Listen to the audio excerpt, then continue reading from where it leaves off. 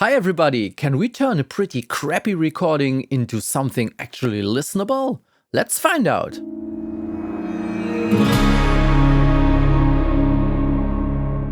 Hi everybody, welcome to Tidalwave Studio. My name is Damiani and today I would like to walk you through a complete mix with editing and all the stuff that is needed to turn like a mediocre recording and performance into something actually listenable.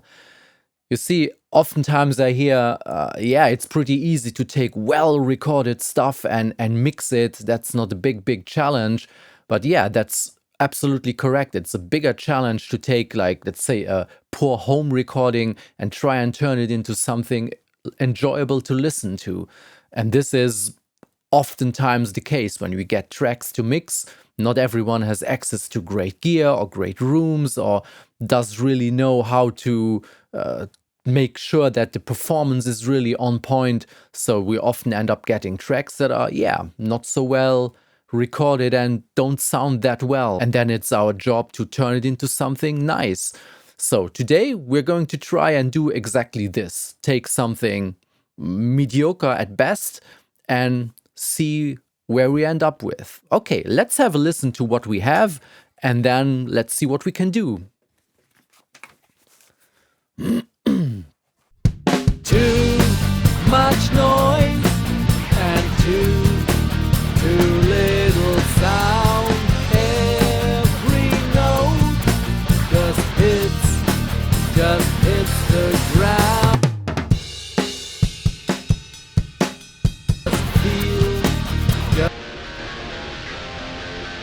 Now it's time. Okay, so we have sloppy drums that don't sound really nice at all so far. Voice that is out of tune. The guitars with, yeah, not so great guitar amp sound. And yeah, I would like to start by having a look at the drums first. So I'm going to mute everything else for a second and have a look at the drums.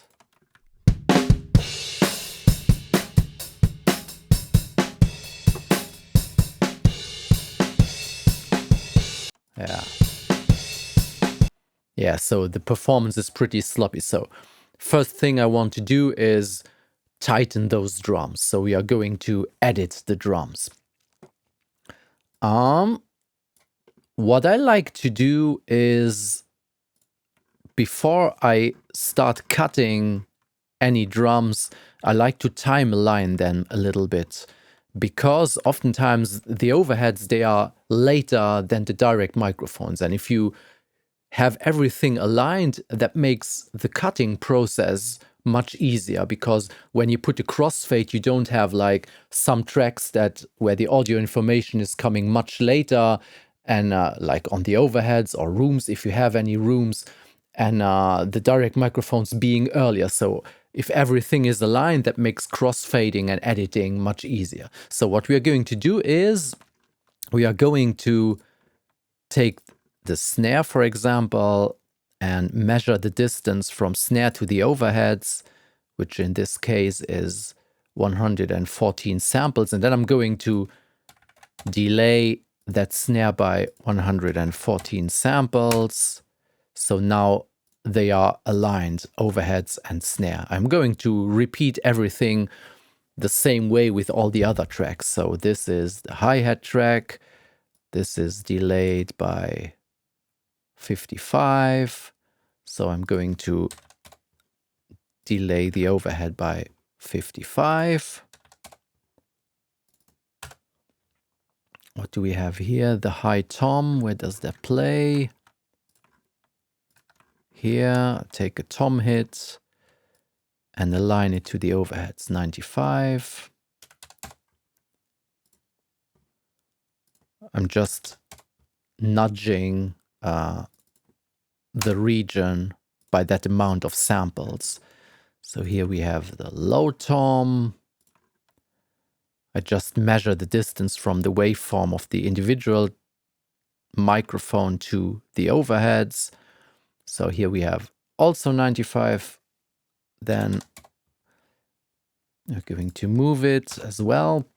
And I put the amount by which I moved the spot mics, just in case I want to go back to where it was before. Sometimes you want this little delay between spot mics and overheads and rooms, especially if you have rooms, because that's giving you a sense of depth if the room answer is coming a little bit later than the actual direct microphones. But in this case, since we don't have any room microphones, I think I'm going to stick to keeping everything aligned tightly, because that is increasing the tightness of the sound, because now we have like only a delay of around 100 samples, which is just a couple milliseconds, and that is risking to wash up the sound a little bit. So we have the direct microphone, and then like with a minuscule slap delay, the overheads are coming after this. That's not so useful. So I think we're going to stick to time aligned. Okay, so we have the toms, we have the head, we have the snare. Let's find the bass drum hit here and align this as well. So here we have 105. See, if I mark that, if I select a little region here, it's going to show me the distance up here. So 107. And now I'm going to move the kick by 107. Now everything is aligned. All right, now I switch back to the grid mode. I was now in the sample mode just to be able to read out the distance between the hits. Now I'm going back into the grid mode, and now we also can see which hits are too early or too late. This one is far too early, too early, too early. And that's a general theme with musicians. Most of them are rushing, so they are always a little bit too early, running in front of the metronome, running in front of the click. And I once said as a joke, this is going to be on my tombstone, the sentence, "Don't rush, go a little bit easier, more laid back," something along these lines, because this is what I most often have to tell to the artists when they are performing. Don't rush, take your time, you're up front, you're too early. It's always the same thing, and here we don't have any exception. So now that the drums are aligned, we're going to edit them, tighten up their performance. What I'm first going to do is group the tracks. So I'm going to call that group drums. So now whatever I do with these bunch of tracks, if I'm going to make a cut and move something, everything is cut and moved at the same time. And that is really, really important when editing drums. Don't, for example, just move the bass drum track if a kick drum is a little bit too early or too late, because you're going to mess with the relationship of the different microphones, because when you're recording a set, every microphone is picking up everything. So the bass drum is not only on the bass drum microphone, but it is also on the overheads and on the snare microphone and so on. So if you're cutting, cut everything at once. It's now one big thing. And this is what we're going to do. I usually use Beat Detective to do this. I'm going to show you also how to do it manually, for example, with this little introduction here, because I usually, when I'm using Beat Detective, let's say I take 4 bars like this, and then I'm working like 4 bar wise or 8 bar wise, depending on the song, depending on the material. Now I'm going to start with 4 bars because it's better to keep the overview of what Beat Detective is doing and checking quickly, instead of doing like 128 bars at once and then maybe not seeing if the automatic beat correction program is doing any mistakes or something. So I go part by part. But if you don't have Beat Detective or something like this, you can do this manually as well. We are going to do this with this little intro. So this bass drum is too late, this one is too early. So we are going to move this. So I'm just going right in front of this bass drum hit. I'm going to remove everything to the left and just sliding it onto the grid. I'm using a grid mode here, so whatever I do is everything is moved exactly on the grid, which is really helpful. This bass drum hit is too early. So now here we have a flam. It's always a big question, where are we positioning a flam? Is it going to be the first hit on the grid, the second hit on the grid, somewhere in between? I usually go by feel, or in this case, I have the feeling that now I have a big gap to close here. Maybe it would not be a good idea to have the flam here because the gap would be even bigger. So I try and stick with where it is now and do a very short crossfade. You can hear it a tiny little bit, that cut. It was really big gap to close, so I try and find a spot where we don't hear it that much. That's going to be fine.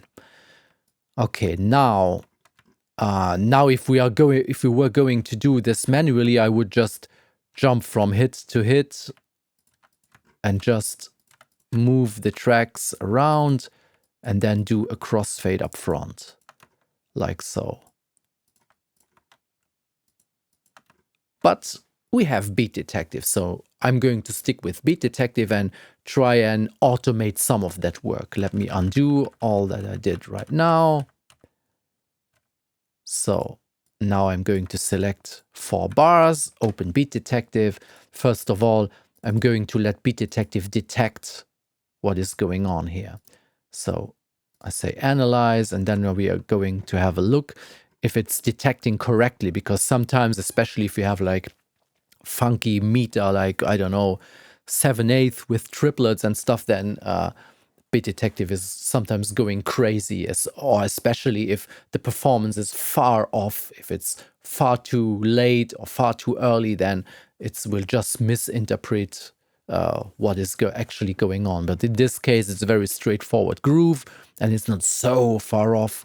So as we can see, what Beat Detective is suggesting is pretty much exactly what it actually is.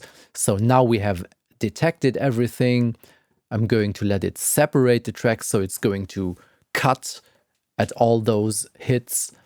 And now we let it conform, which means slide it exactly to where it's supposed to be.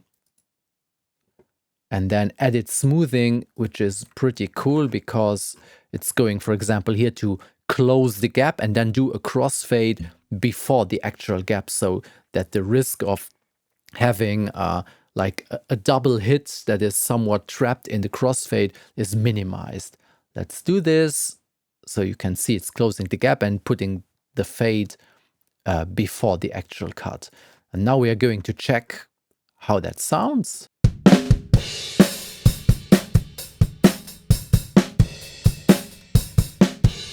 Okay, it's tighter now, but I could hear, for example, here, that is something that is pretty annoying, but too many drummers do this. They are not hitting all their drum stuff at the same time. Like in this case, the hi-hat is played a little bit earlier than in the bass drum here. So they don't align, but you have like a little flam of hi-hat and bass drum. And that is annoying because it's just washing out the tightness of your drums. And especially if you're going to use compression later and stuff, then all these a little bit too early hits on the hi-hat, they are maybe going to trigger the hi-hat or going to trigger some saturation instead of having all the hits at the same time and giving you a much punchier result. So we are going to take care of this. Let's have a look. What I'm going to do now is I go here and cut off that hi-hat right in front, and I'm going to paste a little piece of emptiness between the hits in there. Of course, there is some ringing of the hi-hat in here, but that's okay. I'm going to slip that right here. Do a little crossfade. Do here a little crossfade. So basically we patched out this part where the too early hi-hat was. Yes, I have now cut off the attack of the hi-hat, but that doesn't really matter. We still have the punch of the bass drum and it's going to be all right. Let's listen to this again. So now we don't have like this hi-hat bass drum thing, but everything is coming at once. That's exactly what we want. Here the hi-hat is too late, but that's not so bad because we still have the main punch of the bass drum first. Okay. I'm going to do all this now for the complete track, and then I'll come back when this is done, and then we continue from there. Oh, here we also have another classic, which is this. So many drummers or guitarists or other musicians do this. When you finish a take, instead of being silent for at least 10 seconds so that we have like a clean fade out of all the instruments, the drummer is putting down the sticks, the guitar player is hitting the stomp pedal, so that we don't have like a clean ringing out of cymbals, but we always have some noise in there. So this is another thing that we have to remove if we want to have like a long, smooth fade out at the end, instead of having to fade out the cymbals very quickly because the drummer had put down his sticks. So what we have is far too early. So we are going to remove this now. How I'm going to do this, I could try and spectral edit it out, but if you don't have spectral editing, another way to do this is by just cutting that out, and we are moving the clean area after this a little bit up front. Now, of course, we have like a big discrepancy in volume. We only basically need the overheads at this point. So if we focus on the overheads, I'm going to solo them. What I can try and do is I just raise the volume a little bit of that end part here, do a little crossfade and see how that works.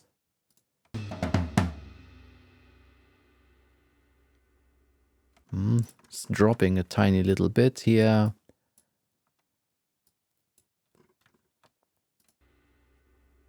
It's better. So now if I just take this and put a gentle crossfade on top, we have like, how long? At least 5 good seconds of a clean fade out instead of having to be down already after 2 seconds because the drummer put down his sticks.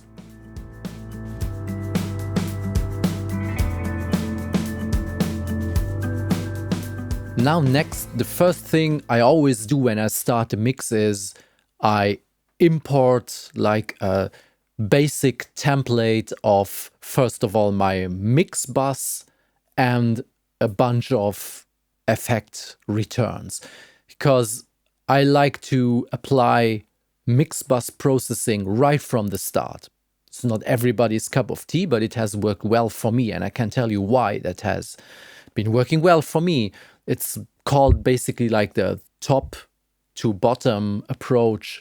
So instead of starting working on the kick drum without any processing at all and then having to add a ton of stuff and working from basically the more individual thing up to the more general thing, I like to go a little bit in the other direction. So if I already add some Mixbuss processing that I end up using 99.9% of the time anyway, why not start right away with it? So I will have a little bit of polish, a little bit of glue, a little bit of everything right from the start.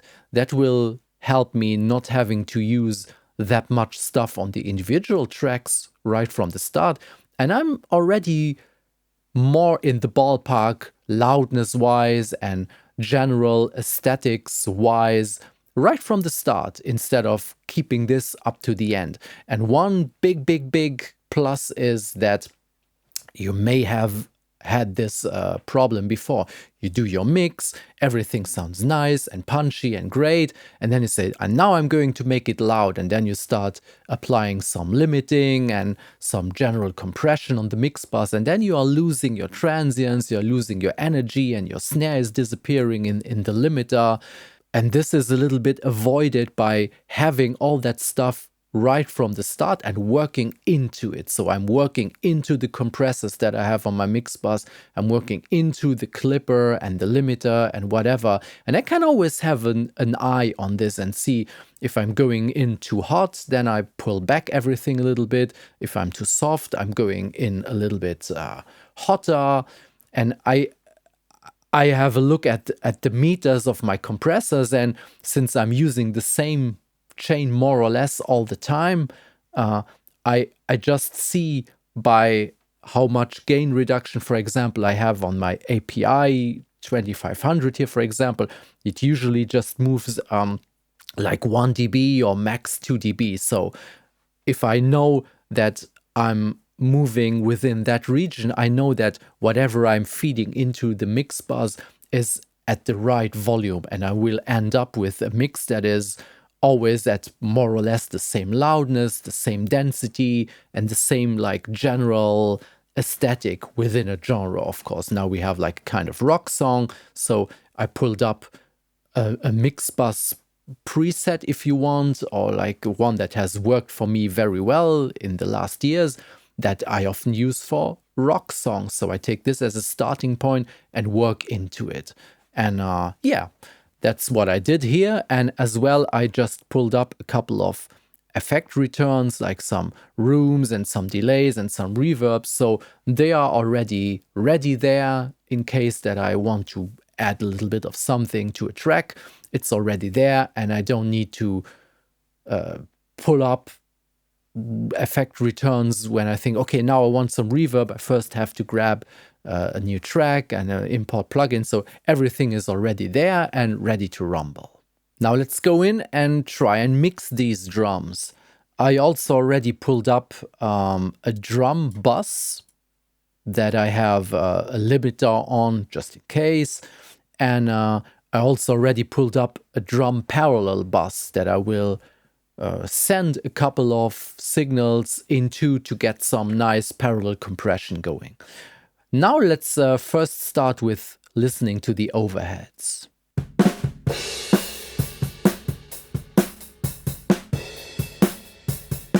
Let me pull up an EQ. I'm going to roll off a little bit of the low end. I want more from the kick microphones than from the overheads.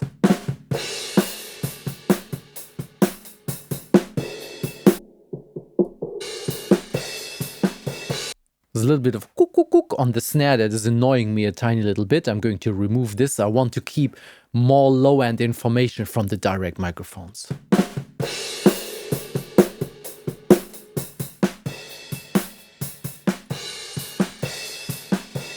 Then also we have a tiny little bit of harshness on the cymbals. I often like to use a little bit of soothe with it, which is some dynamic EQing, just to smoothen out the cymbal hits a little bit when they are played. That's what we're going to do. Soothe, and let's go in here. I show you in the analyzer. It's often in this 4-5K region that there is a little bit of uglier high-end information. The upper highs, they are fine, but often you have like a little bit annoying, let's say, high mids in the cymbals, and I just want to tame them a tiny little bit.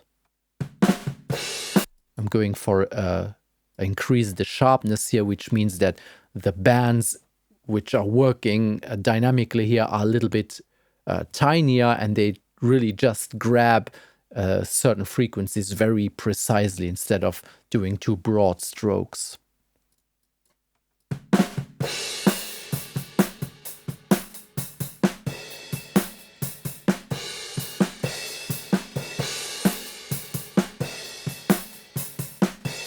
Yeah, you can see it's just pulling down gently a little bit, a couple annoying frequencies which are getting a little bit too loud in that region when the cymbals are playing.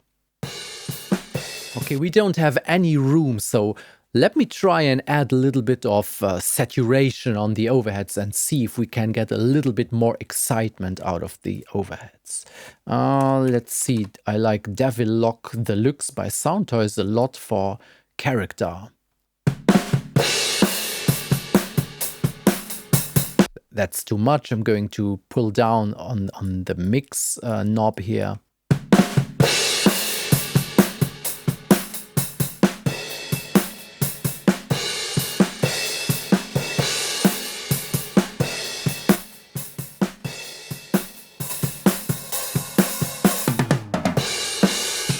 That's bringing in some energy into the overheads. They sound fresher and have a little bit more life in them. And now it's also good that we tamed that harshness in the cymbals a little bit, because if we're adding some saturation like this, this would get even worse then. Okay, let's keep this like it is now and move on to the bass drum.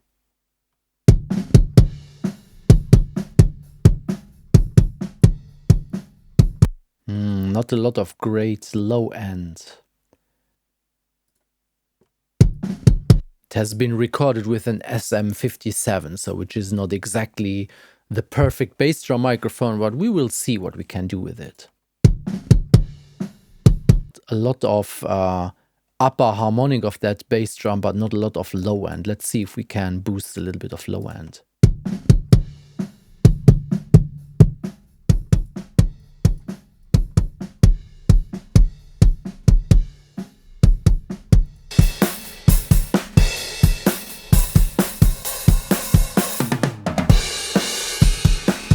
Check the phase.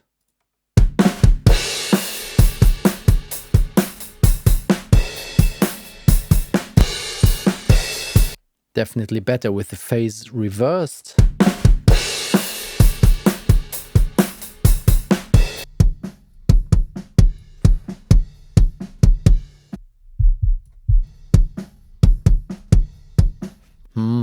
To be honest, I don't really love the low end on that microphone. I think we are going to take the low end from a good sample and keep the attack from the original bass drum microphone. This is a technique that you can use when you cannot really pull out what you need out of a drum sound, but don't want to completely replace it. So in this case, I just want to try and use a good low end from a good sample and keep the actually pretty nice attack of the original microphone. That way we keep like the original dynamics, and for example, if one is played at the beginning of a bar, it's a little bit more attack, and softer hits have a little bit less attack. So we keep the naturality of that attack thing, but take a good solid low end from a sample. Let's see how that works. So I'm going to remove that EQ thing, and we will probably roll off all the low end from this microphone and just keep the attack portion. Let's pull in a sample track. I'm going to call it X kick. Also sending it to the drum bus.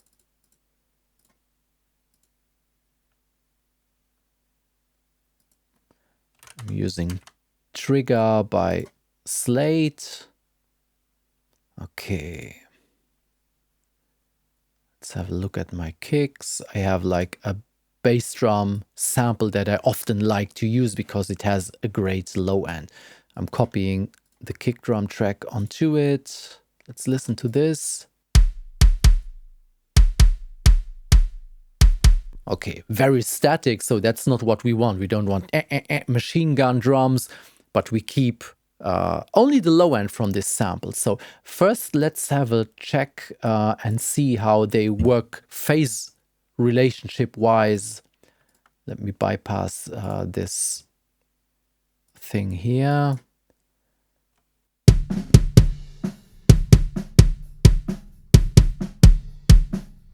That's working better if I flip the phase on the sample.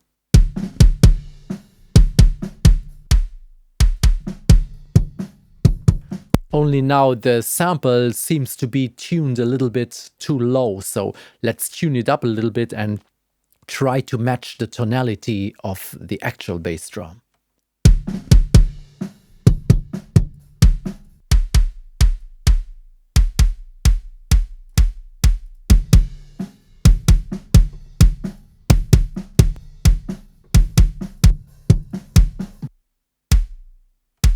Okay, that's much better. So if you are enhancing drums, snares, or bass drums with a sample, have a look at the phase relationship between both. Although they have been recorded in different settings and everything, still you have to check that both samples want to push or pull the speaker into the same direction at the same time. So check the phase relationship between both, or you may risk to get some cancellation. And then have a look at the tuning of the sample so that they pretty much match or just work well together. Okay, that's fine. Now I want to build like a crossover between the two. Keep the high end of the original bass drum microphone and the low end only from the sample. So let me pull out an EQ here. Take a Pro Q3. And we're going to roll off the highs with a gentle, high cut. And we're doing the opposite on the original bass drum.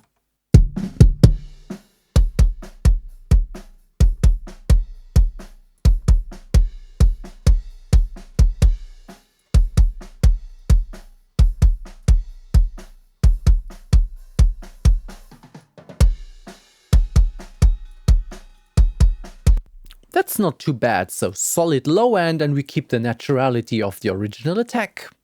Okay, let's see how they work together.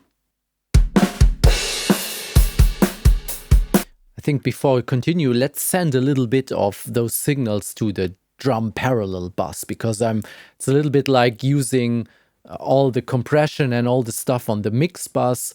I want to use also parallel compression as early as possible in the process, just to get a feeling of if I want to EQ anything more or if I want to change the levels a little bit more. So I'm going to send a little bit to the parallel bus, a little bit of overheads. Usually I don't send the overheads as much as the individuals because the cymbals tend to get splashy. And now those two, I send them full out, and let's see what happens.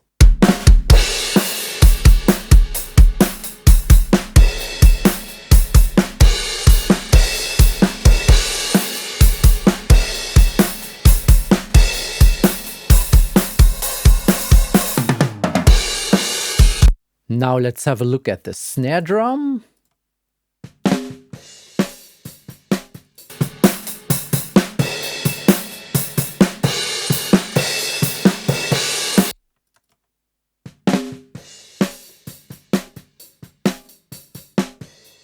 Let's remove a little bit of the bleed on the snare. I like to use Saturn for this.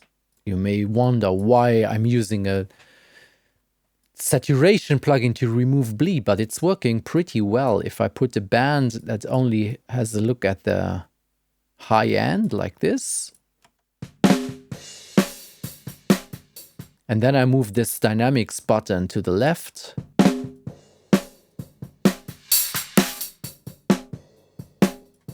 it works kind of like a gate. If you want a high-end gate, it works astonishingly well.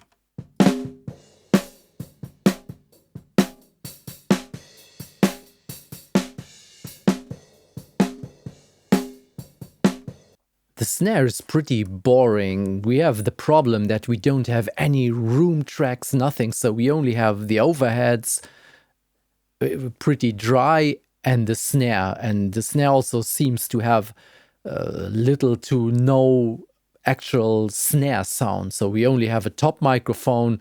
We are missing some of the yeah, the energy of the snare wires and stuff like this. So let me see if what happens if I put in, let's say, a little bit of distortion. I like to use this lo-fi plugin.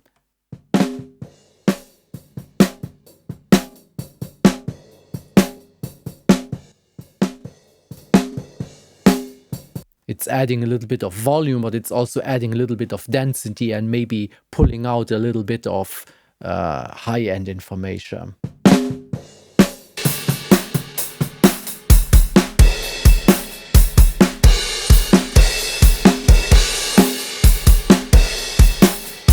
Let's EQ a little bit in here.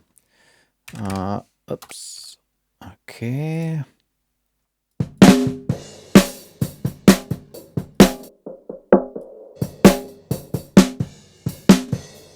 Remove a little bit of that boxiness here.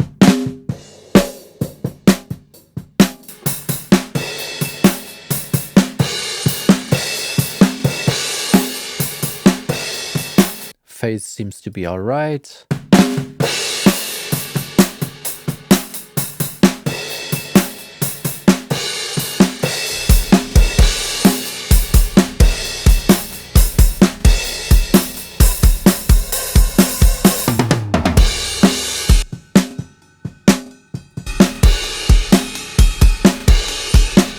I'm missing too much life in that snare, too much ambience. There is not a lot to work with.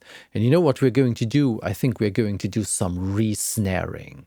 So what is re-snaring? We all know reamping, right? You take the DI signal of a guitar and put it into an amp and re-record this. So now re-snaring, I don't know if that's even a word, but that's how I call it, is a similar process, but only with a snare drum. So in this case, what we are using is a normal snare drum. We mic it up. I have a top mic, bottom mic, a room mic, and later we will do another room miking outside of the recording room. And here I have a little contact speaker.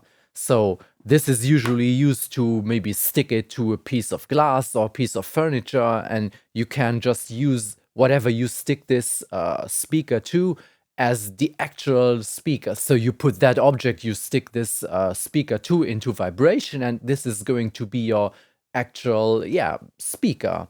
And I bought this a couple years ago when I was building my plate reverb, and I tried to use this as a, basically speaker to put the metal plate into vibration. But that didn't work out because it was too heavy, but I played around with it nevertheless, and I found this to be very useful to do some re-snaring. So I'm sticking this with double-sided tape to the snare head, and then we are going to run the recorded snare through this little speaker, and this will excite the snare. It is not quite as if somebody would hit it, but you will hear and you will be surprised. So we are using a snare now in this room with a new set of microphones, with room microphones that we were missing before. And we are going to let the snare play automatically if you want. And then we are capturing all those microphones, and we have some room information and some fresh microphones to work with. Let's see how that works.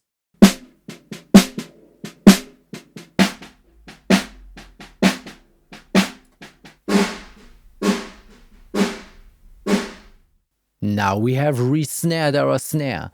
Here are the tracks that we have. We have a snare top, a snare bottom, the close room inside the recording room, and the far room outside the recording room. Let's listen to what they sound like. Snare top.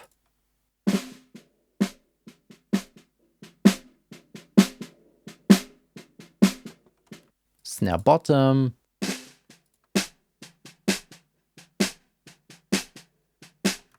The close room.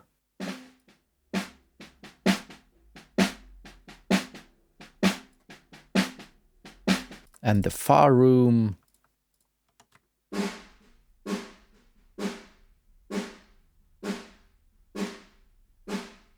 So now we have a little bit of ambience and a couple more sounds and some snare bottom to work with.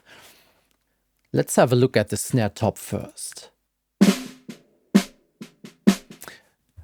It's just a contact speaker, so it's not as if somebody would really hit the snare, so it's pretty mellow.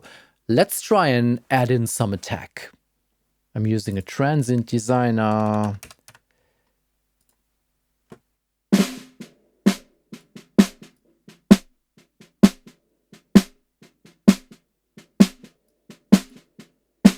Okay, let's see if we EQ a little bit in here.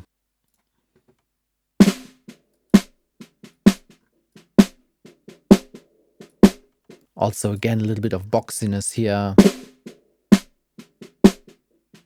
I want to keep the low fundamental, but remove a little bit of those first harmonics here.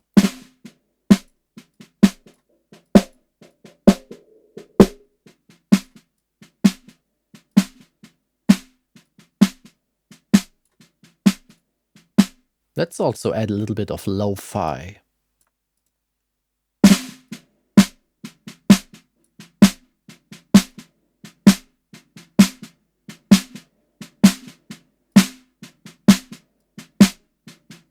Still cook. A bit annoying part here.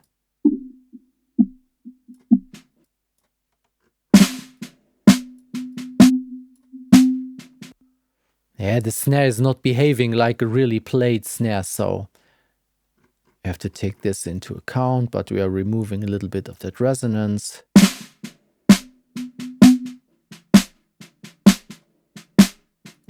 Better. Let's add a little bit of limiting, just put it a little bit louder now.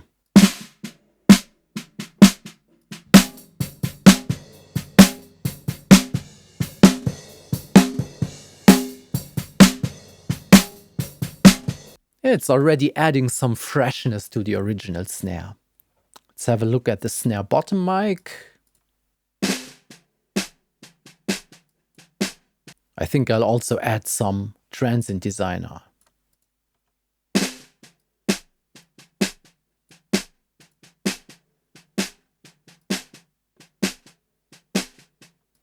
Just giving it a tiny little bit more attack.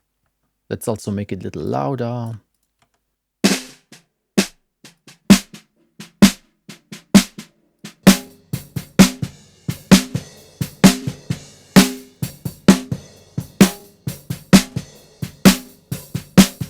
That's not too bad. Let's see what our closed room does.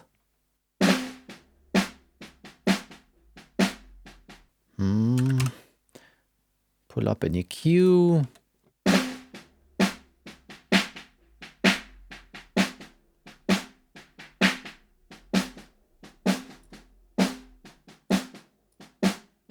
Remove a little bit of that papery sound up here.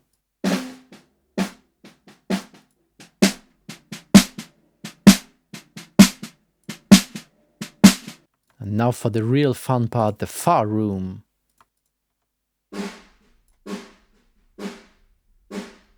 Yeah, that's going out into an untreated room, so there are a couple funky resonances. Let's have a look at this.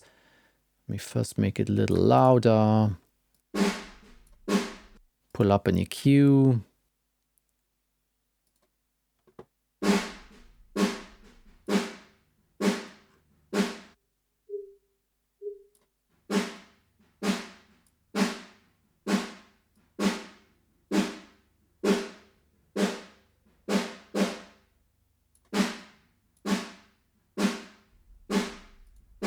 Yeah, it was a little bit of cook, just resonance in the room that we don't really need.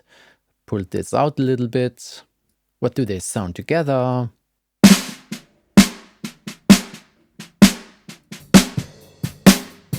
Let's also send them to the parallel bus.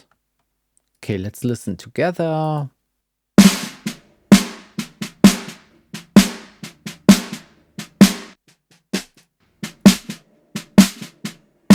I think I'm going to gate out the bass drum parts. I could have sent out a cleaner signal which was already gated, but I can do this now.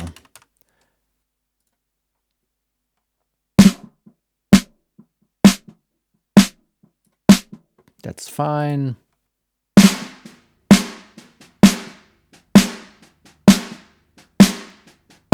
Okay, let's leave it like this for a second. Now we really have some natural ambience to play with and to mix into the drums, because that's a huge part of an actual drum sound. We don't only need close microphones because it sounds a little bit claustrophobic and small, and you never get really a kind of size out of a drum set if you don't use any kind of room microphone. So even if you only have like a small room, try aiming the room microphones into the corners away from the kit and just pick up some reflections. Or like I did here, leave the door of your recording space open, and maybe you have like a more reverberant or more lively room outside, and put 1 or 2 microphones outside and pick up some natural ambience, and you have something to play with.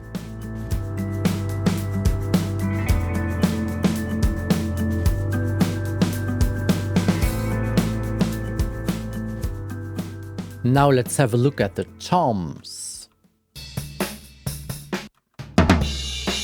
Ah, that's the floor tom. Not a lot of low ends. And the high tom, that's actually sounding pretty nice. First of all, I want to cut all the bleed away. I could use a gate, but it's only a couple tom hits, so I'm going to edit that manually. Just going in, cut away the stuff,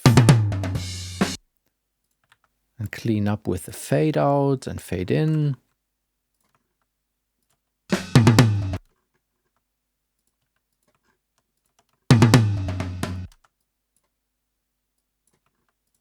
Okay, that's one done. Clonk. Now here we have some cymbal bleeding in. I will use.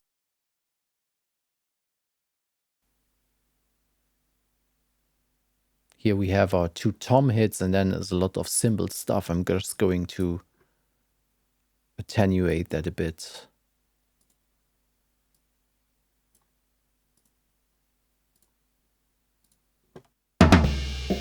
Now the cymbal is very soft. Here's no cymbal.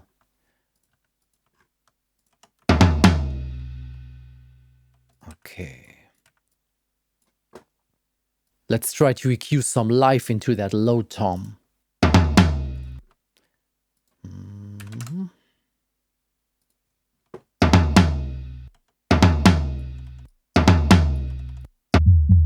We boost a little bit the fundamental and remove some of that papery honkiness in the center.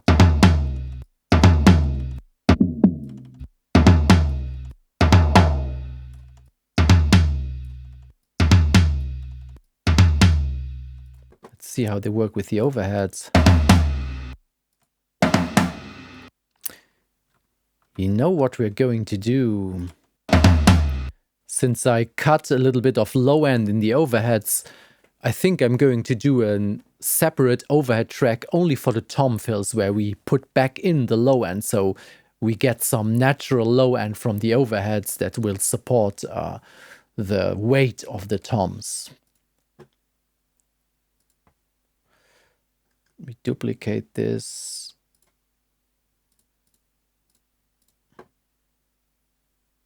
Going to call this overhead fills.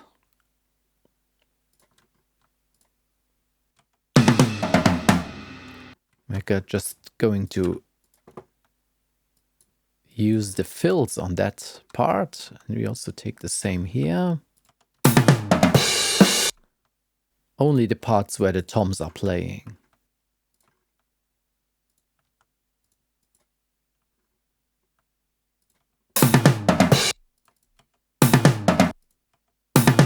Now we are giving back the low end.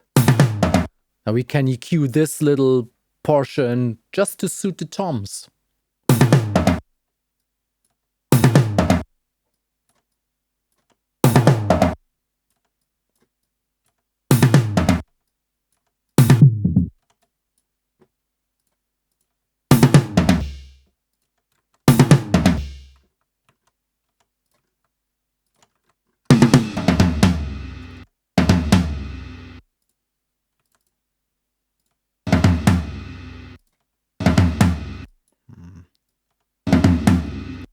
still remove a little bit of those upper, also first harmonics of the tom.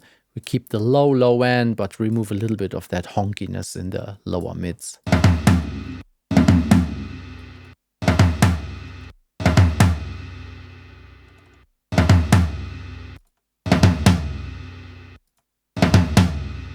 Okay, let's leave it like this for a second. We also engage a parallel bus.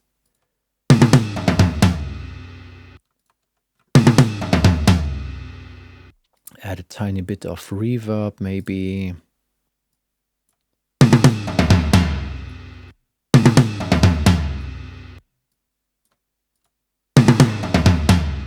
What about this high tom? That sounds pretty nice, actually.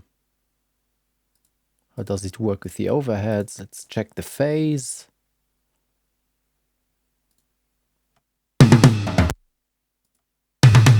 Ah, if I flip the phase here, we get a lot more body.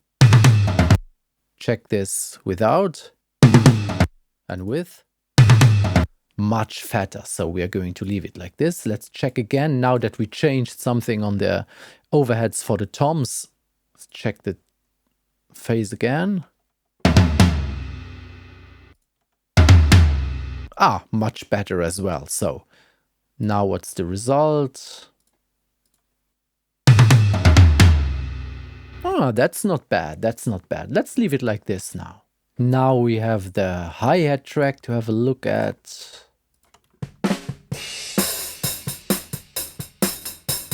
That sounds pretty nice.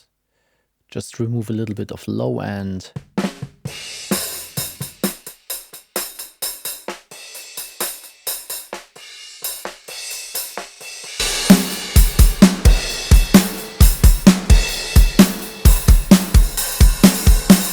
We don't really need it. There's a lot of hi-hat on the overheads, but I just put a tiny bit in here. So this is what the drums sound like now.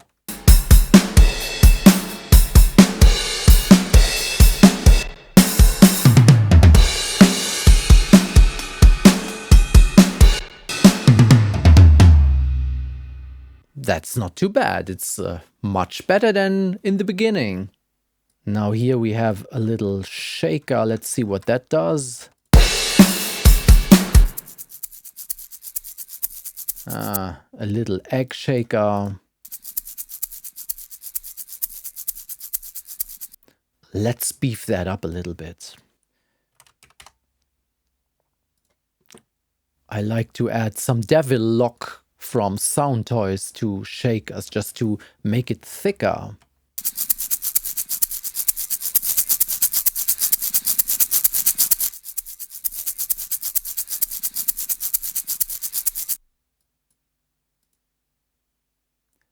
I just remove some of the rumble here.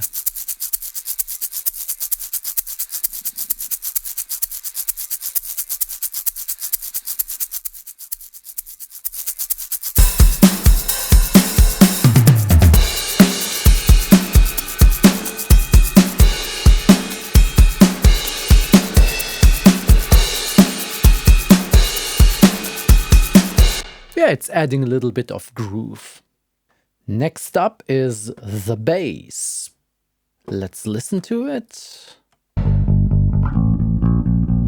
Oh yeah, okay. This is also a classic. Seems like during playing, the player switched to another chord but forgot to mute the fundamental note. So going to a higher string and not muting the lower string, which is resonating into the next note.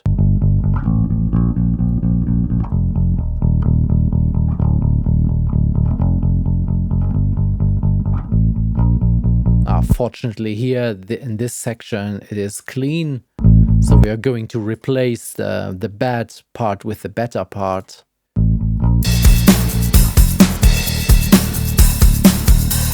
So let's have a look at the timing. It's not too bad. It's not too bad. Some notes are too early. Like here, for example, the bass is before the bass drum, and that is going to eat away from the punch from the bass drum. First, I'm going to edit the drums to make sure that the performance is tight and that we remove parts like these. Because this is really messy. You have like two bass notes playing at the same time and it's just going to mess up everything. But the second round was better here.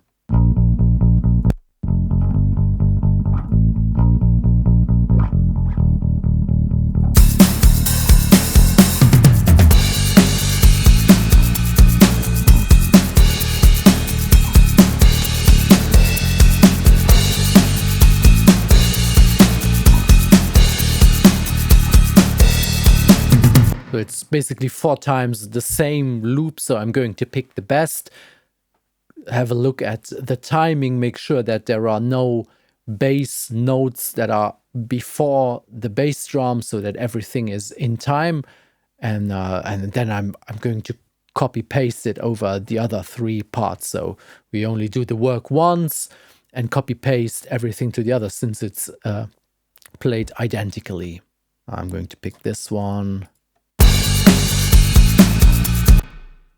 Let me do that like this. I will have a look that the bass is not exactly on the hit, but like here, a little bit laid back, which is absolutely fine. Because then, for example, here the bass drum is playing. If we have a look at this, we have the first big part of the bass drum, which is basically alone, and then only the bass kicks in and is taking over when the bass drum is only in its sustain part. So we can keep a lot of low end in the bass drum and a lot of low end in the bass, and they will be separated time-wise and they won't overlap, and you can have a really fat bottom end without having to do some sidechain ducking or whatever. So every bass instrument, bass drum and bass guitar have their own space to exist. Okay, this is a little early. That looks fine. Here we are maybe a little bit too late. Here we can move it a tiny little bit. We don't have to be too strict, but this, for example, this is far too early. So we're going to move this so that it's sitting nicely behind the bass drum. This one as well. Let's move the whole thing a little bit. That's okay, like this.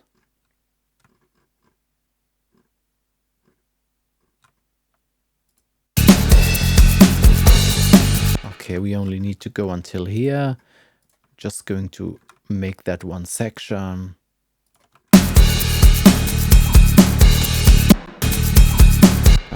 There is a little slide. It's not really bad, but I think I will just replace it by one note without.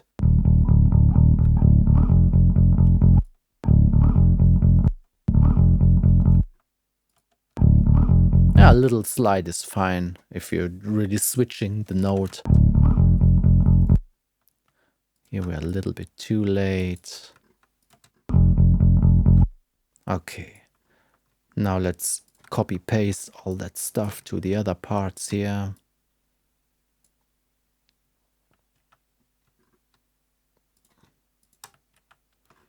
Go and clean up with a little fade. 4 bars here. Whoop. And then here. And should be here. Yeah, I already did that one. Consolidate so that I don't have to look at a million fades.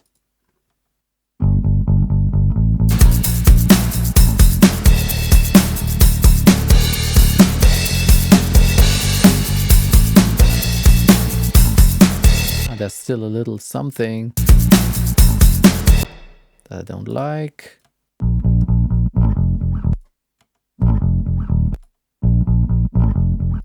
There's a little gap here.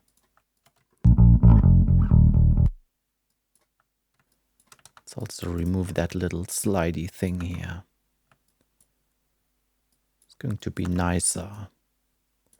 Let's copy that again to the other parts.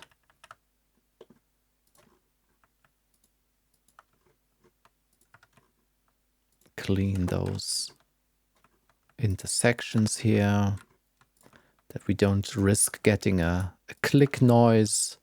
Okay. And let's check the last note. Yeah, that's ending like this. Okay. Now let's work a little bit on the sound. I remove the plugins that have been in there for the recording. I think I want to see if we can use an Ampeg emulation.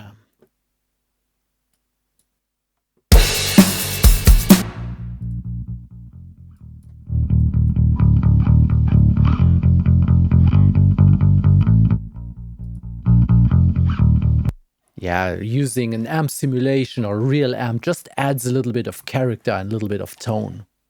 Let's see if we're going to EQ a little bit.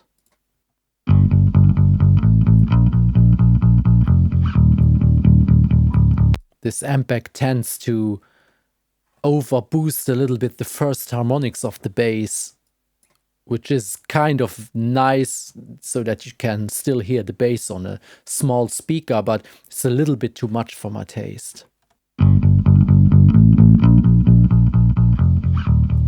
And we don't need all the high highs here. There's a little bit of hiss going on. We don't need this, and all the wee wee from the string squeaking is going to get a little bit softer as well. Okay, that's nice. Now let's see if we can add a little bit more character with some saturation. I tend to leave the low end alone, and a multi-band saturator like Saturn 2 is nice for this, so I just put up a second band and I'm just going to work on the second band.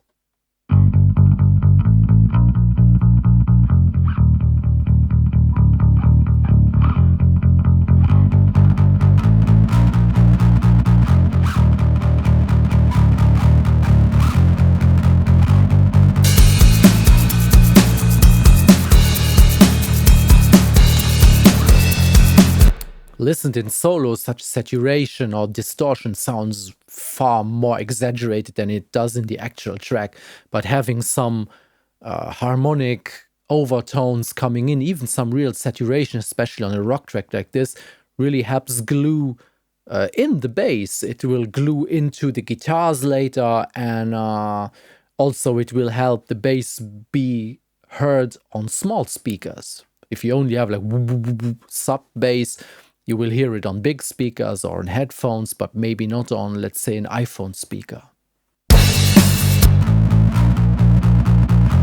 Also, one thing that I like to do is using split EQ. Is an EQ where you can work on transient and sustain information independently. And on bass sometimes, which is nice, is to remove a little bit of sustain from the low end and give it back with punch, so that we don't get like a woo woo woo woo woo sound, but more like a boop boop boop boop boop, a little bit more grippy and less woofy or boomy. Let's see if that works here. Let's go in bass mode so that it knows that we are going to feed it with the bass. So now, just to see the area, to listen to the area, I'm boosting the tonal information for a second, and then I will try and see if I pull it down a bit. Yeah, that woo woo woo area. And at the same time, I'm giving back more or less the same amount with transient information. So we keep the low end, but we basically shorten it a little bit, if that makes sense.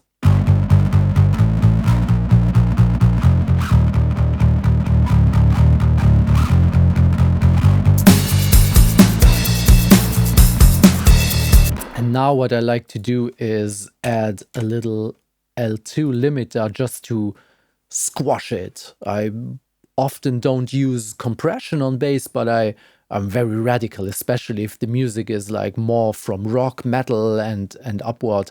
I just squash the bass and try to stabilize it that way, really shave it off.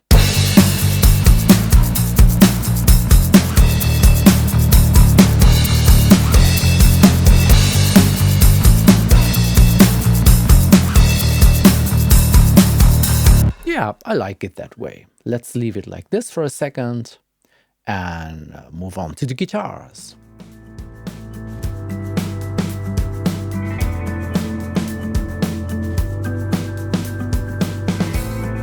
Let's listen to those guitars.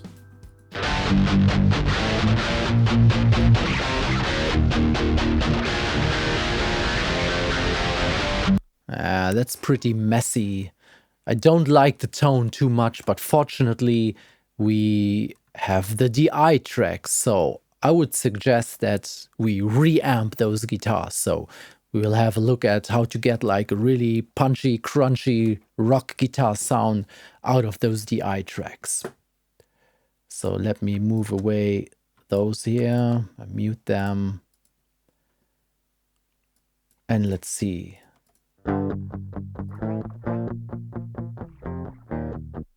Let's pull up an amp simulation. Let's start with, let's say, rectifier. Why not?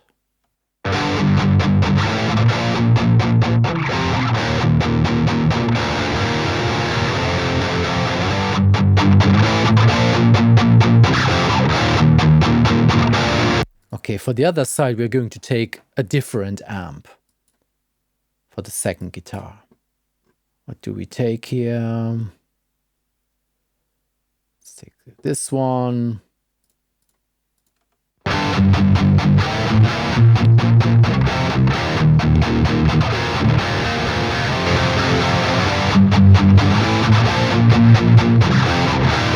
If you have double track guitars, it's always a good idea to take different amps, or if you can, during playing, even take different guitars. So if you have exactly the same sound, same guitar, same setup, same speaker, everything, then the two guitars, although they are panned hard left, right, they may end up somewhat in the center because they share so much common information, or the overtone structure is exactly the same, and then you don't have as much spread as if you use completely different setups. So here we're going to start by using, yeah, two different amps on left and right.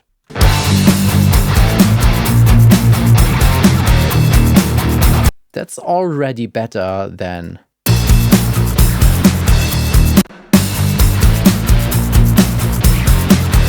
this messy guitar here. Already better.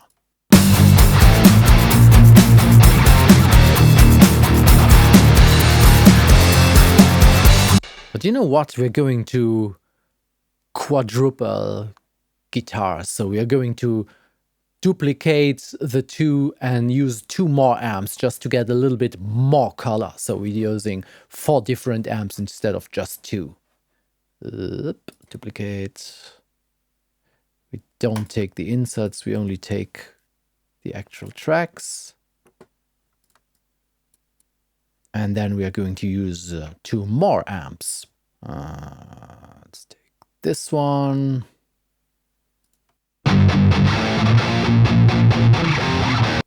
And then another one for the second guitar. Let's take that one.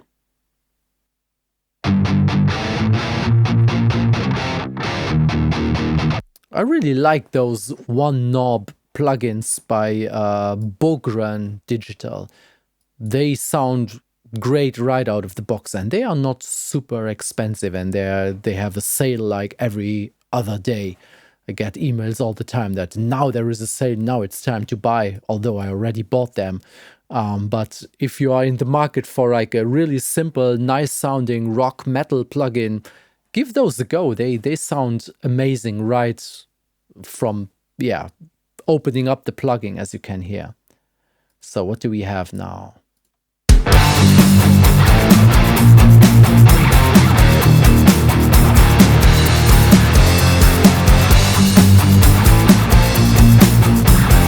Okay, we have a lot of color. Let me put all those guitars into a folder, and then we are going to do some, let's say, group processing and try to demud it a little bit and clear up the sound a little bit. Let's try the CLA guitar plugin. I'm not a huge fan of like all-in-one plugins, but this one always does something nice to guitars if you need to clean or clear them up a little bit. Let me remove all the spatial information. We don't need some spreader or delay or reverb. I just want, let's say, the basic sound of that plugin just to clear up the sound.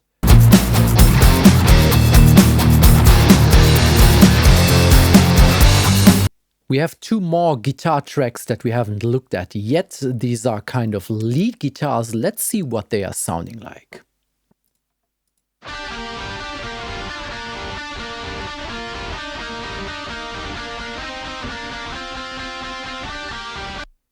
Okay, a lot of issues here. The sound is not terrible. It's too fizzy. Timing and possibly tuning are a little bit off, so we are going to take care of all of this. We are going to reamp and then load into Melodyne and see if we can fix some of the tuning and see if we can fix some of the timing as well. So here we also have the DI tracks. Let's start with the first one. Let's put on an amp again. Let's take, just grab one.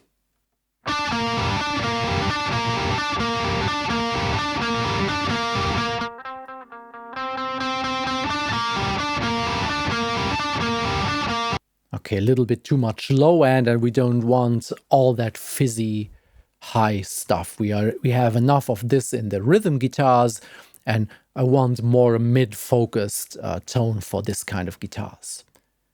So let's pull up an EQ.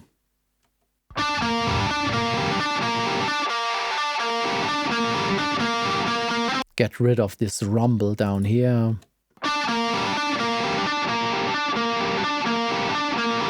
And let's add a little bit of room information. That always helps to get a better feeling of what that guitar is going to sound like in the mix. So let's put on some Bricasti room.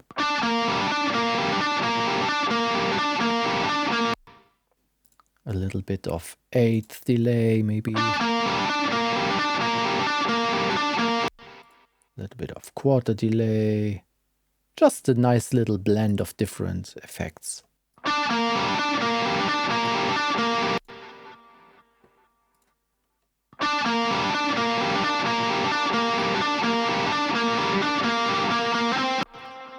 Okay, let's see in context.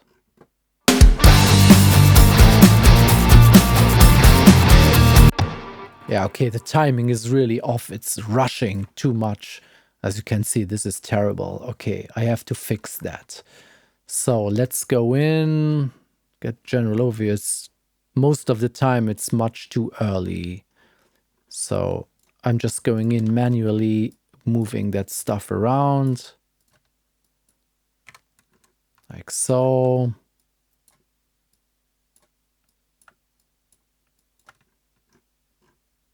And this is really good to have the DI track. Even if I would use the amped signal by grouping the DI and the amped signal together, the DI track, you can see much more information. If I compare, this is the amp track, this is the DI track, I cannot really see where notes start or end on the amp signal, but I can see that very well on the DI signal. So just in case you need to work on the timing of a guitar track, try and use the DI track as visual reference. That's really helpful.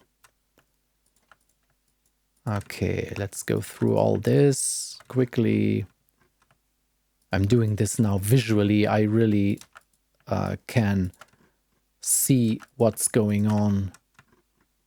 I have edited quite a few guitars in my life, so I don't need to listen to every note to really know what's going on. I can see the grid. So I try to keep them like the tiniest amount laid back. And the good thing also is if you're going to crossfade right in the middle of a note like this, by doing it on the DI track and then reamping it, you are not going to hear this cut anymore. If you do this on the amped signal, you may hear like a little phasiness in a bigger crossfade, but not if you're going to reamp it later. Okay, that's looking fine. So it seems as if the performance got a little bit better by playing a little bit longer. That's often the case. The first 1 or 2 bars are sloppy, and then the player gets into the rhythm and the performance is getting better. So up here like this. A few moments later. Okay, now let's have a look at the timing. I'm loading this again into Melodyne. And let's have a look what's going on. Yeah, this is often, you can see the notes are almost, especially the higher notes, they are like dropping down from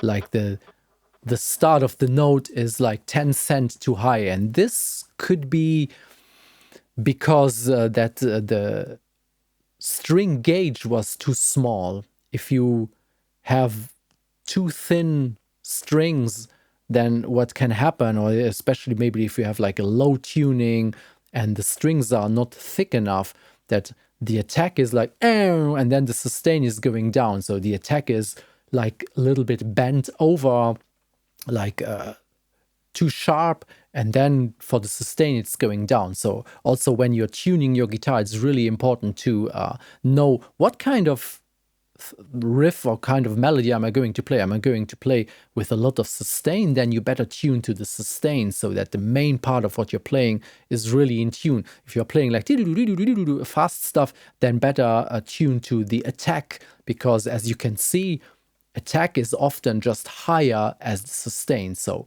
tuning to the right portion of the note that you're actually using is a good idea. So now I'm just going in and tuning that a little bit.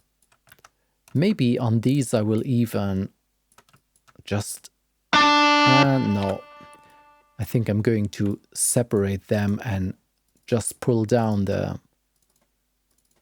attack portion a tiny little bit, like so. And then let me listen to one more thing.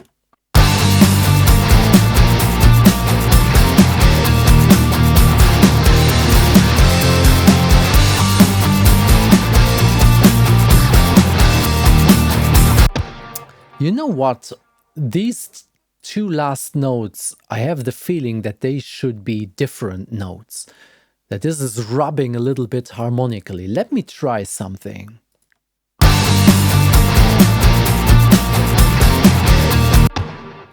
I have the feeling they should be up a half tone.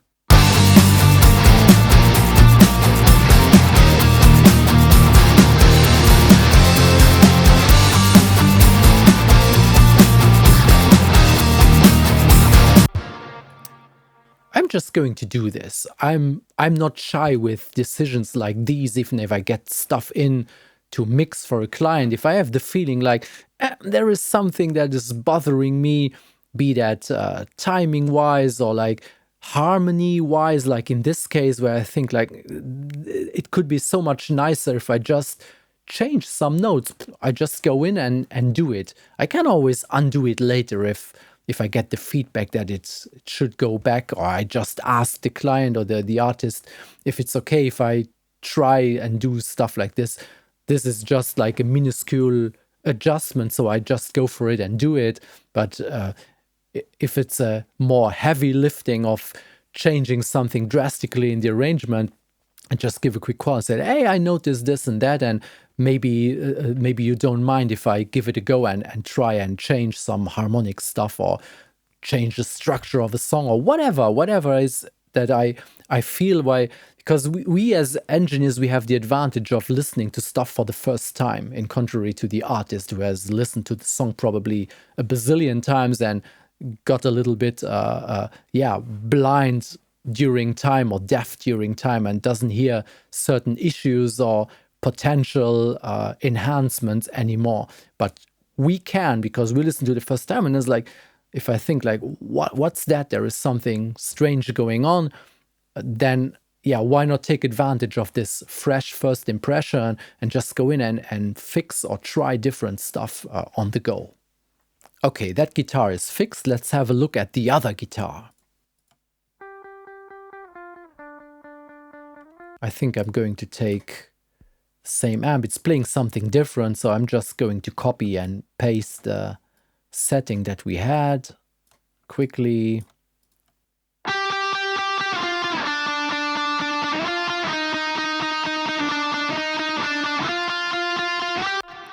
Okay, I will also have to have a look at the timing here. I'm not going to let you watch me click around with notes. I'm going to fix this as well as the tuning. And I think the general treatment of those two guitars will be more or less the same. So it's kind of like spacey, little lead guitars that give a little bit of sparkle to the main rhythm. Okay, let's leave the guitars the way they are now and have a look at the vocals.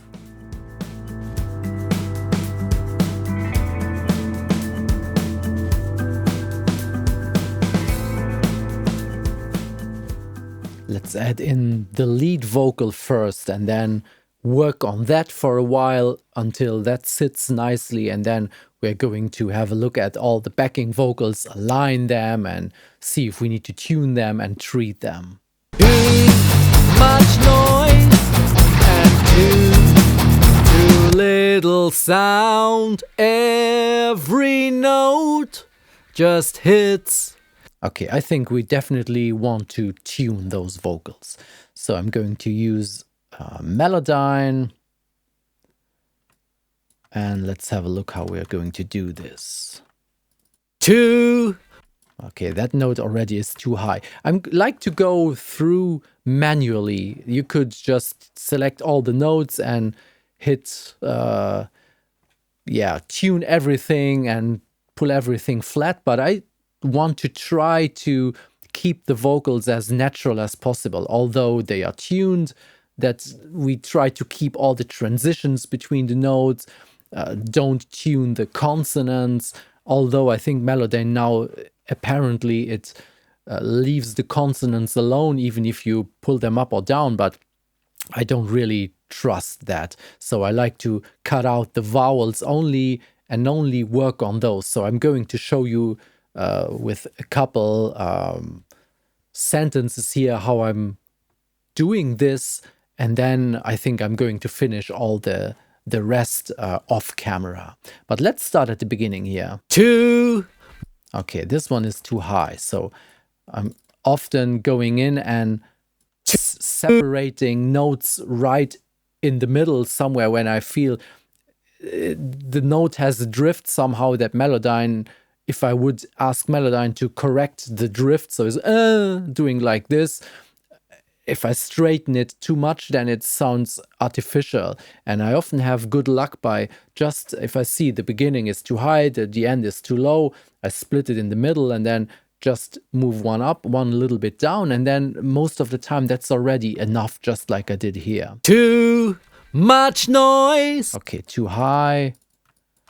And then this is also a classic, like didn't hit the note right and like sliding into the note. So I want to correct this a little bit by moving up the removing that slide a little bit. Much noise. And this is another classic, like not really able to hit the note, so it's like overshooting notes, sliding in, overshooting notes, and I want to counteract all that stuff a little bit. So I'm going to remove this overshooting a little bit, not too much. We don't want it to sound too artificial. Much noise. It's already much better. And 2. And so it's going down here. We don't want too much of this. Up, come here. So we're going to remove it slightly. 2. Too little. Again, overshooting here a little bit. Too little sound. All this. I'm not going to put it completely flat. I could go in and do this. Little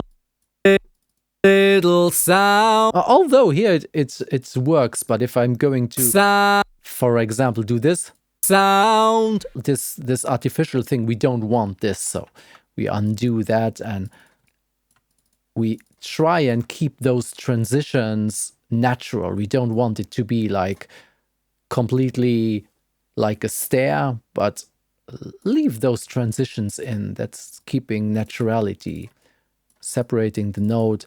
And instead of just straightening everything, I'm just, separating one syllable into little parts and then keep some of the micro movements in there, but just move the notes generally where they want, where they should go to. Sound This takes a little bit long. What we can do is use the time alignment tool here to shorten that phase a little bit. And also so this is starting in the middle of nowhere, but I want it to start on the right note here. Every note. Oop, this is nothing. Every note.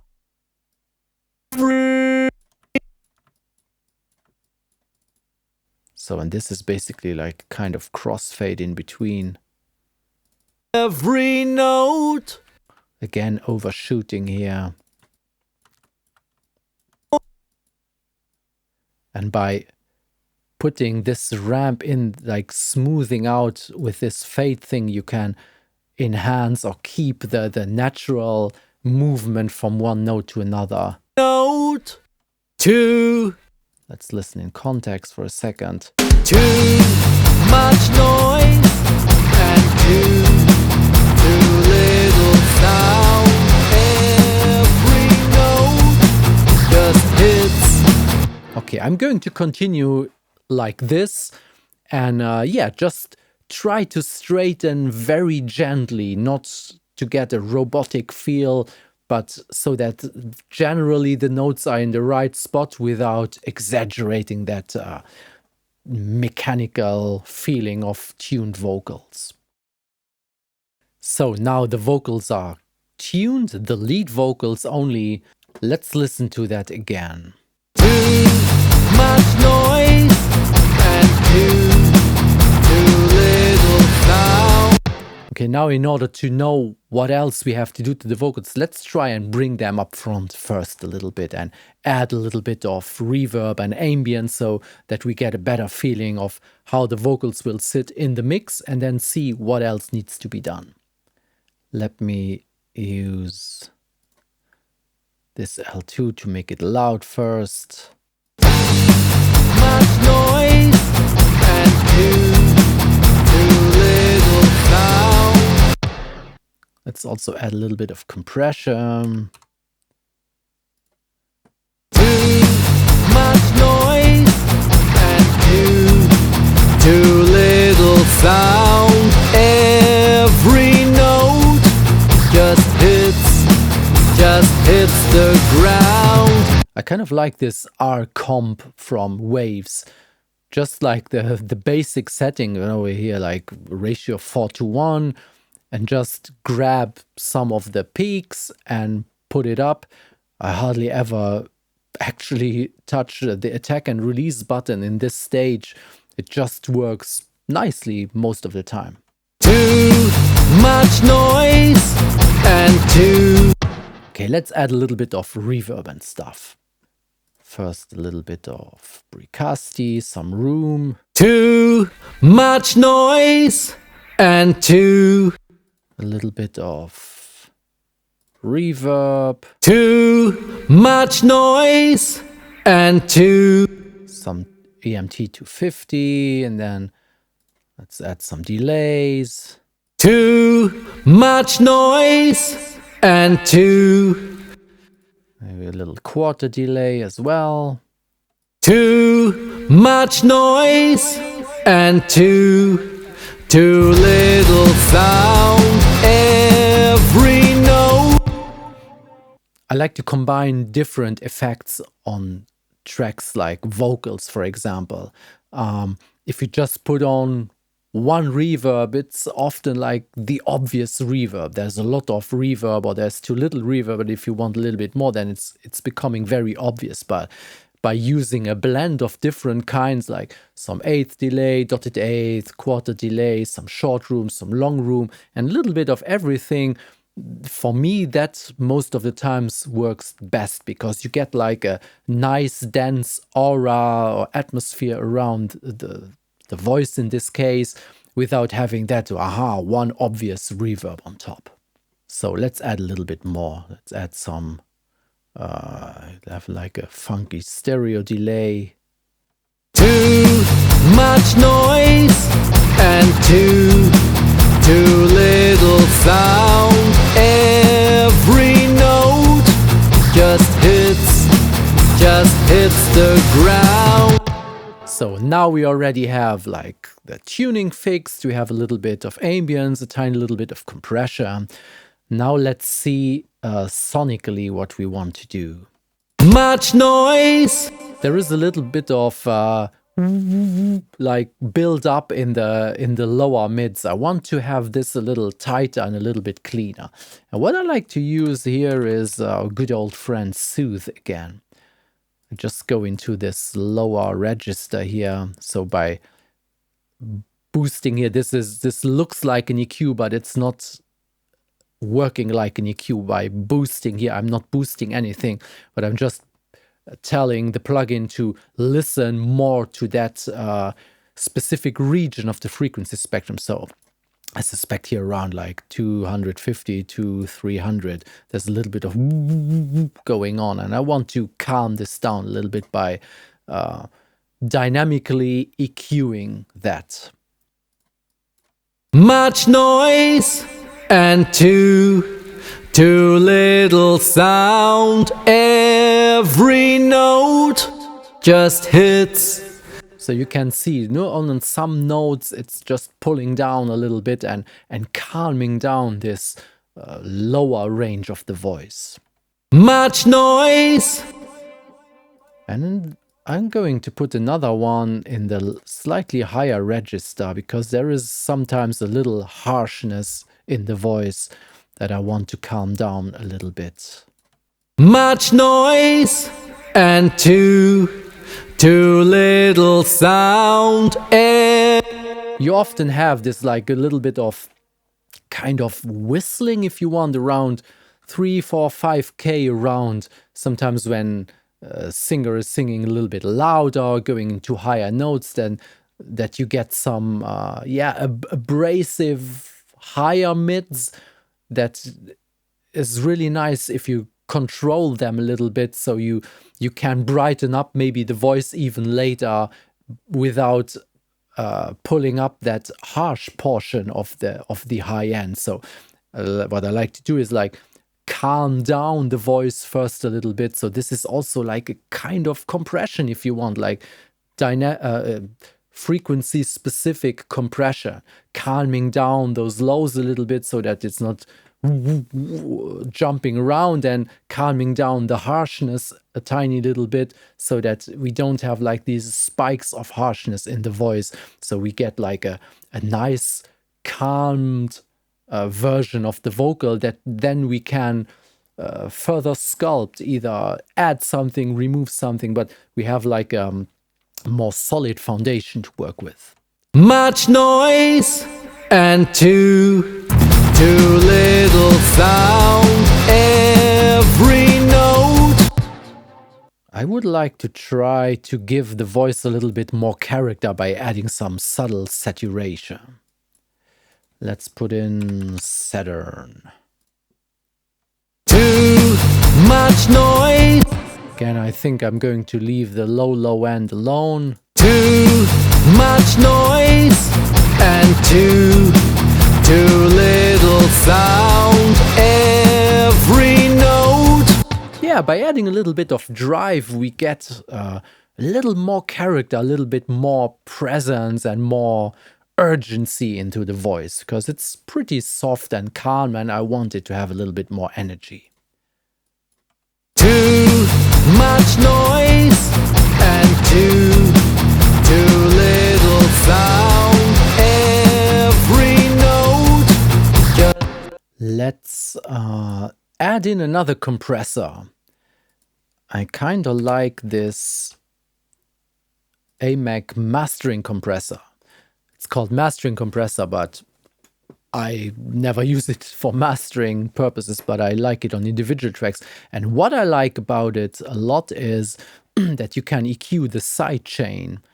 And what I like to do, especially on voice, is crank the high end completely on the sidechain of that compressor. So actually what the compressor is listening to is not what you feed it with, but it's listening to what you feed it with plus a lot of high end, which results in the compressor reacting more to high end information. And why is this a good thing? Well, it's going to take care a little bit of the S's and the T's, so it's going to react quicker to sharp transients from all those consonants, and by doing this it's going to soften the voice, the transient portion of the voice a little bit, so it's not going to poke out the T's and the S's so much. I'm going for a fast timing and like a not too high ratio.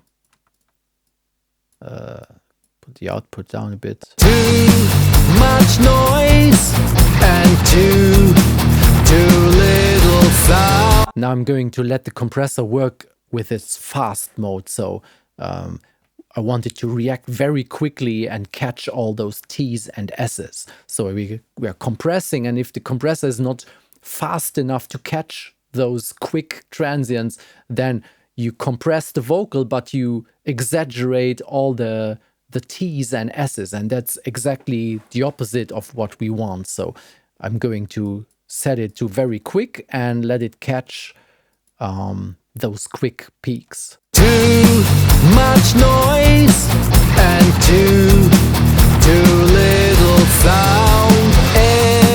Too much noise, too much noise and too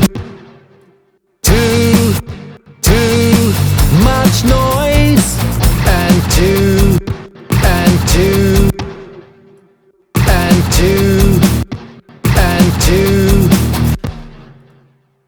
Yeah, let's compare with and without this sidechain way. If I remove that treble boost and listen to the T, and now I put it back in, it's just a tiny bit softer. It's not a huge dramatic difference, but it's just softening the T's a little bit. Too much noise and too. Okay, but still the 2s are annoying me a little bit. I'm going to go in and clip gain those T's down a little bit. So much better before. And now. Too little. This one as well. It's just very sharp. Too little sound. As well as the S's. I don't rely too much on de-essers because they sometimes just do what they want and not exactly what you want. So I just go in and manually pull up or down some syllables, some S's, some T's, and until I feel that it's a solid and calm sounding. Just hits. Also very loud, this one. Hits, just hits the ground. Every line just feels so wrong. Okay, let me just quickly add a little bit of brilliance. I want a little bit more top end in the vocal, just a tiny bit. Hits, just hits the ground. Every line just feels so wrong. Now it's time. Okay, let's leave the vocals like this for a second and have a look at the backings. First of all, I'm just going to duplicate the plugin chain that we have so that we already have like a good foundation sonically and compression wise and stuff for all the backings. I most of the time treat them more or less like the lead vocals. I may adjust this later if I have everything in context, maybe remove a little bit of low end in the backings to keep more focus on the lead vocal, but I will see this. But as a start, I just duplicate whatever we worked on for the lead vocal now. So what I'm going to do is I'm just going to put some duplicates without the actual playlists. Let me put in 6 for 6 backing tracks. I move them up here. These are pairs, so I just pan them left and right. We have basically one pair of unison voices that are just doubling the lead vocal, and then we have 2 pairs of harmony voices. Let's listen to them quickly for a second. So these are the unisons. 2. So much T. We have to take care of this in a second. Too much noise. And tune them. Here we have a pair of harmonies. Too much noise. We definitely need some tuning on those. And what do we have here? I think a lower harmony. Too much noise and too. Exactly. So we are going to start with a unison voice. We are muting the other ones. Too much noise and too little and too. So this is really sloppy. The backing vocals, they are not matching the lead vocals timing wise. So this is the first thing we are going to do, is match them. And what I'm going to use is a plugin called Vocaline. This comes originally from, if I remember correctly, from filmmaking, where you have the original voice from the filming set, and then somebody resynchronized everything in the studio, and to make sure that everything really matches, they invented this plugin to really align one vocal to a guide track. And this is what we're going to do. So I don't take the whole track and do it in one, because sometimes the plugin then messes it up, but I go with small portions. So I take the lead vocal as a guide, we capture this, and then we jump down to the first harmony, I capture this and render it. And now if I zoom in a little bit, you will see what it's doing exactly. So let me recapture this, and then I'm going to capture the double track, and now if I render it, you see how it's adjusting the timing. We are going to do this with the whole song. Capture the lead, go down, capture the backing, and render it. And you can see that it's adapting the whole timing of that track, which is really great. It saves so much time if you don't have to do this manually. I just fortunately noticed this. I don't want to match the pitch. I'm going to undo this and redo it, because we just want to match the timing and not the pitch, because that's going to sound pretty artificial. let me redo this quickly. Start again here. Capture, render, and then you can really see how it's doing its magic. Okay, I'm going to do this for all the backing tracks now and come back when it's done. So the next step is to take care of all the S's and T's. What I usually do when I stack vocals on top of each other is I want to have the lead voice to be like the most prominent voice. So this is spotlight on the lead vocal. But I also want a good portion of backing voice because it's just giving size to the lead voice. But if you don't take care of all the S's and T's, then you will hear very obviously those backing tracks, but I don't want them to be like so obvious. So what I usually do is I go in and let me group those two tracks together. For example, here, I'm drastically moving down in volume those T's. Too much noise. So I don't want these ch from the much. We're removing them. Much noise. Also here, for example, this one S, although it's aligned, it's still longer, and you can really hear that there is someone else singing on the other side here. It's far too late. What I'm going to do is I'm pulling this really down, or even shortening this, and also removing all breathings and everything. I just mainly want the vowels from the backing voice and a tiny little bit of all the consonant stuff. Noise. Now we have a clear S from the lead voice, and the S's from the backings are almost completely gone. If you listen to this solo, much noise.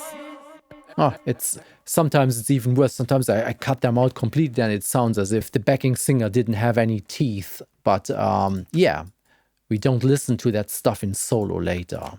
Too little. Too little.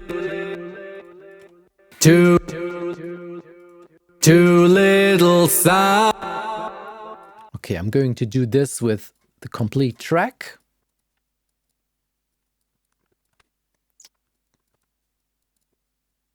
Okay, that's done. Now next thing is checking the tuning of those backing vocals as well. But now what I'm going to do is, first of all, I'm going to open Melodyne.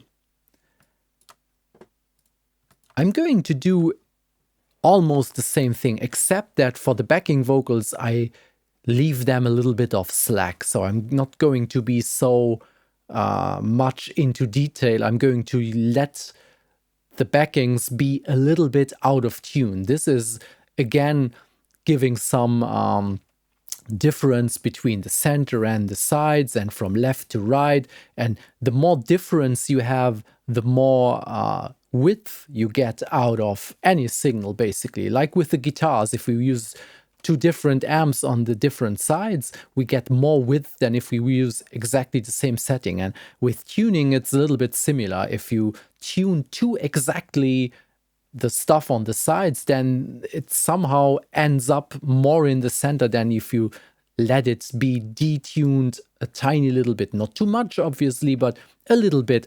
And another trick that is really great when you use the Melodyne is that you can change the formants.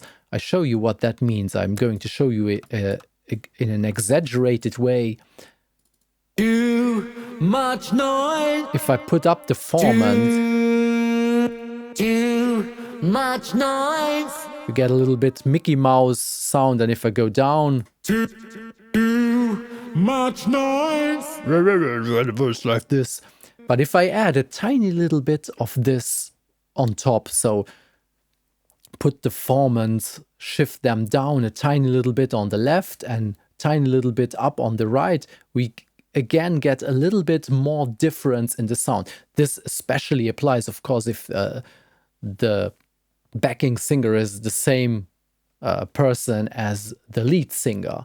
If you have different persons, then you don't need all that stuff. But if it's the same person doing all the backing stuff, by just changing the character of the voice a little bit and letting the tuning a little bit be a little bit out of tune, you get a little bit more width. So I'm going to go through all this with the unison voice and also with the backing voices, and then we're going to come back and see how we mix everything together. Okay, I did all the same stuff that I showed before on all the backing tracks. So I aligned everything properly, I tuned everything properly, the unisons a little bit less tightly than the lead vocal, but for the harmonies, I went in and tuned them tighter again, because they are not basically competing with the lead vocal, but they are unique. So we have like two harmony pairs, and I want them to be really spot on so that it doesn't sound like off key or something. I also found like a couple notes that were like a half tone wrong, if you want. They were just rubbing against each other, so I also fixed that while I was tuning the backing voice. And as I mentioned before, I basically use more or less the same treatment on the backing vocals as on the lead vocals. But what I, for example, did here is I rolled off some low end and added a little bit of high end, so that I keep like the main voice with a little bit more solid foundation, and the backing voice a little bit thinner, if you want, like with a tilt EQ. Remove a little bit of low end, add a little bit of high end. We don't get excessive T's and S's with that added high end, because I pulled them down so much that there is not a problem with exaggerated consonants by adding high end, but we get a little bit more air and getting a nice cloud of harmony around the lead voice. Let's listen to what it sounds like right now.